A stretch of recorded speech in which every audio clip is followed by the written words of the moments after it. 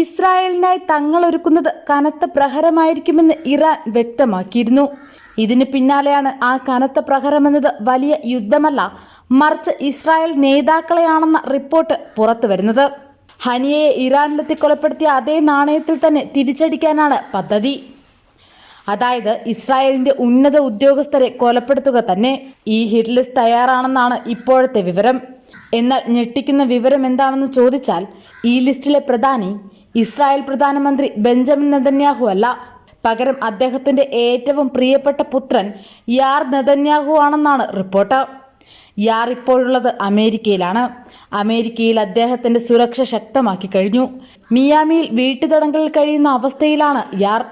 പുറത്തു പോവരുത്, എന്തിന് വീട്ടിലെ ജനലിന്റെ അരികിലേക്ക് പോലും എത്തരുതെന്നാണത്രേ യാറിന് കിട്ടിയ നിർദ്ദേശം. ഇതോടെ പ്രദേശമാകെ കിംവദന്തികളായിരുന്നുവെന്ന് ചില താമസക്കാർ മാധ്യമങ്ങളോട് വ്യക്തമാക്കി. പിന്നാലെ മിയാമിയിലെ ഇസ്രായേലികൾ നാട് വിട്ടു പോയതായി റിപ്പോർട്ടുണ്ട്. ചില മാധ്യമങ്ങൾ യാറിന്റെ സുരക്ഷയിൽ വീഴ്ചയുണ്ടോ എന്ന സംശയവും പ്രകടമാക്കിയിട്ടുണ്ട്. അമേരിക്കയിലെത്തി യാറിനെ വധിക്കാൻ സാധിച്ചാൽ ഇറാൻ ഒരു വെടിക്ക് 2 പക്ഷി എന്ന തരത്തിൽ കണക്ക് തീർക്കാനും സാധിക്കും. അമേരിക്ക ഇസ്രായേൽ സഖ്യത്തെയും വിശ്വാസ്യതയെയും ഈ നീക്കം തകർക്കുമെന്നും ഉറപ്പാണ്.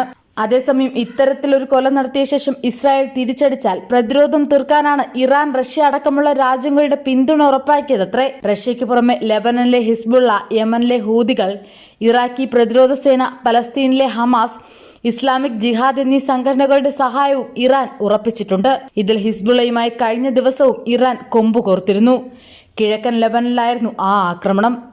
ഏതായാലും പുതിയ റിപ്പോർട്ട് ശരിയാണെന്ന് വ്യക്തമാക്കുന്ന സംഭവങ്ങളാണിപ്പോൾ പുറത്തു വരുന്നതും. സിറിയയുടെയും ലെബനന്റെയും അതിർത്തിയിൽ നിന്ന് വളരെ അകലെയല്ലാതെ ഇസ്രായേലി പ്രദേശമാണ് സഫേദ്. പ്രദേശത്തെ ഏറ്റവും ഉയരമുള്ള നഗരമാണിത്. ഇവിടുത്തെ ആശുപത്രിയിലെ അടക്കം കമ്പ്യൂട്ടർ സിസ്റ്റങ്ങളിൽ ഹാക്കർമാർ കടന്നുകയറിയിരുന്നു. ഈ ഹാക്കർമാർ ഇറാൻ പിന്തുണയിൽ പ്രവർത്തിക്കുന്നവരാണത്രേ. അതിർത്തിയിലെ ഈ ആശുപത്രിയിൽ ഇസ്രായേലി സൈനികരുമായി ബന്ധപ്പെട്ട 1 ലക്ഷം മെഡിക്കൽ റെക്കോർഡുകളായിരുന്നു ഉണ്ടായിരുന്നത്. രോഗികളുടെ ഡേറ്റാബേസ് പൂർണ്ണമായും ഇറാൻ കൈവശപ്പെടുത്തിയെന്നുമാണ് റിപ്പോർട്ട്. സാധാരണ രാജ്യങ്ങളിലെ മന്ത്രിമാർ, ജനപ്രതിനിധികൾ, സൈനിക ഉദ്യോഗസ്ഥർ, രഹസ്യാന്വേഷണ വിഭാഗത്തിലെ മുതിർന്ന ഉദ്യോഗസ്ഥർ എന്നിവരെ ലക്ഷ്യം വെച്ച് മാത്രം ആക്രമണം നടത്തുന്നത് മൊസാദിന്റെ തന്ത്രമാണ്. അതിവിദഗ്ധമായി നടപ്പിലാക്കുന്ന ഇത്തരം കൊല തന്നെ തിരിച്ചടിയായി നൽകാനാണ് ഇറാൻ ഉദ്ദേശിക്കുന്നത്. അതേസമയം ഹമാസ് നേതാവ് ഇസ്മായിൽ ഹനിയയുടെ കൊലപാതകത്തിന് ഇസ്രായേലിനോട് പ്രതികാരം ചെയ്യുന്നതിൽ നിന്ന് പിന്മാറണമെന്ന യൂറോപ്യൻ രാജ്യങ്ങളുടെ അപേക്ഷ നേരത്തെ തന്നെ ഇറാൻ നിരസിച്ചിരുന്നു. ഇത്തരമൊരാവശ്യം രാഷ്ട്രീയപരമായി ഒരു യുക്തിയുമില്ലാത്തതാണെന്ന് പറഞ്ഞ ഇറാൻ സൈനിക വക്താവ് പ്രതികാരത്തിൽ നിന്ന് പിന്നോട്ടില്ലെന്ന് വ്യക്തമാക്കി.